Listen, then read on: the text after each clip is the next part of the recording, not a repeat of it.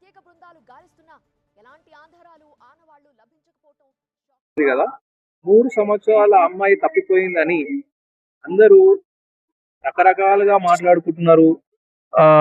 పశువులు అని చెప్పి, లయన్ తీసుకుపోయిందని చెప్పి, టైగర్ తీసుకుపోయిందని చెప్పి, కొండ చిలువ తీసుకుపోయిందని చెప్పి, అసలు 3 సంవత్సరాల అమ్మాయి ఎక్కడి దాకా పరిగెత్తగలుగుతుంది స్వామి? ఒకవేళ వెళ్ళిందంటే ఎక్కడి దాకా వెళ్ళగలుగుతుంది? ఒకవేళ నడిచిందన్నా కూడా ఎవరు కనిపించిన చోటు ఒక అమ్మాయి ఎవరు కనిపిస్తలేరు అని చెప్పి ఏడవచ్చు, అరవచ్చు, ఏదో ఒకటి చేయొచ్చు. కానీ అసలు తప్పిపోయిందని చెప్పి ఎట్లా అనుకుంటున్నారు స్వామి? దీని మీద మీ స్పందన ఏంటి స్వామి? కొంచెం మాకు తెలియజేయండి. నమస్కారం. మీడియా సోదరులందరూ, అంటే యావత్ తెలుగు ప్రజలు ఆంధ్ర తెలంగాణలో జరుగుతున్న ఉత్కంఠభరితమైన సమాచారం. 13 రోజుల నుంచి ఒక నిర్దేశం మనం అందుకోలేకపోయిన పరిస్థితిలో వాస్తవం అవాస్తవం, శాస్త్రం అశాస్త్రీయం, సంఘటనలో ఎన్నో విషయ వివరణలు, కొందరు బలిచ్చారని, చేతబడని, అమావాస్య క్షుద్ర ప్రయోగాలని, లేదనంటే అమ్మాయిని ఏదైనా మృగాలు తినేసాయో మింగేసాయో అని, ఇలా ఎన్నో కోణాలలో మాట్లాడుతున్న సందర్భంలో మీరు అడిగిన ప్రశ్న, ఒక అమ్మాయి 3 సంవత్సరాల అమ్మాయి నడుచుకుంటూ పోతే ఎన్ని కిలోమీటర్లు పోతుంది? ఇది చాలా వాస్తవికమైన ప్రశ్న. మహా అంటే ఒక 15-20 అడుగులు నడుస్తుండవచ్చు, లేదంటే ఒక 500 అడుగులు నడిచినా కూడా అక్కడ అలసిపోతుంది. ఒకవేళ మనుషులు జనసంచారం కనబడకపోతే ఏడుస్తుంది. లేదు జనసంచారములు లేదు అని అంటే అక్కడ చుట్టుపక్కల ఎవరైనా పెద్ద మనుషులు ఉంటే పలానా అమ్మాయో చిన్న పాపనో ఏడుస్తుందని ఎవరైనా పసిగట్టవచ్చు. ఈ అవకాశం అయితే ఇంకొక అవకాశము మనం బాగా గమనించాలి. ఒక చిన్న కోడి పిల్ల మన వాకిట్లో తిరుగుతుంటేనే గద్ద అక్కడ పైన ఎన్నో మీటర్ల పైన తిరుగుతూ ఉంటుంది. అవకాశం వస్తే ఏదైనా ఎత్తుకుపోదామా అని. అలాంటిది కొండ ప్రాంతంలో, ఫారెస్ట్ లాంటి ప్రాంతంలో, కొంచెం మానవ సంతతి తక్కువగా ఉన్న ప్రాంతాల్లో ఈ యొక్క చిన్న పాప ఆ కంచె దాటింది అని అన్న ప్రణాళికని మనం మాట్లాడినప్పుడు ఆ ఇంట్లో చిన్నపిల్ల ఉందేమోనని చెప్పి కొన్ని జంతువులు పసిగట్టే అవకాశం ఉంటుంది. ఇక్కడ మనం చాలా గమనించాల్సిన ప్రశ్న ఇదే.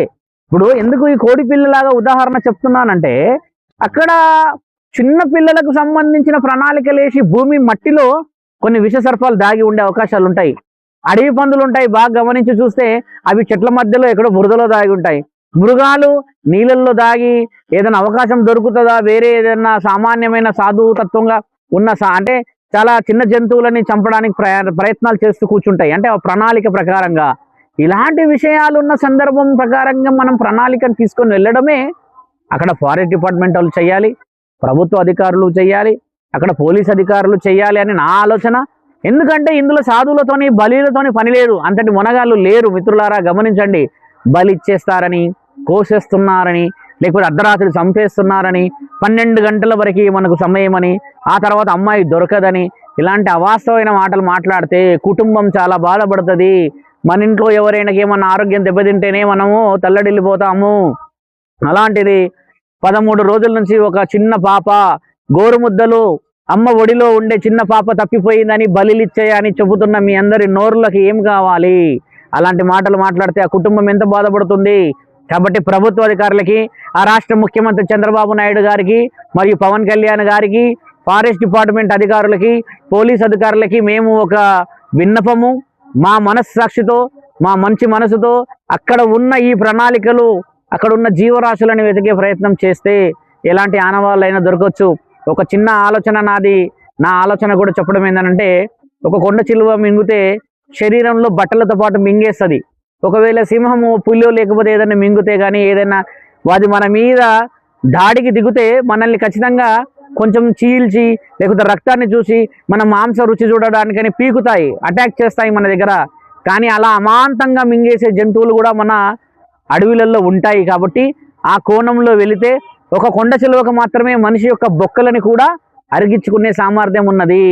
మిగతా ఏ మృగాలు తిన్నా, మిగతా ఏ మృగాలు అటాక్ చేసినా ఆ అమ్మాయి యొక్క ఆనవాళ్ళు దొరికే అవకాశం ఉంటుంది.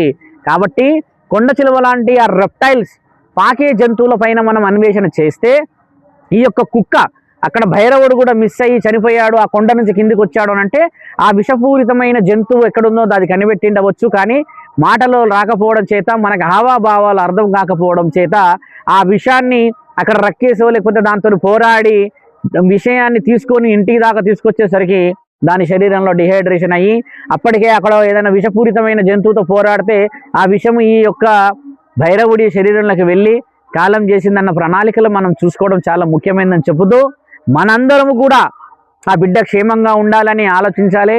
సైన్స్ ప్రకారంగా కొన్ని అంచనాలను దాటాలి.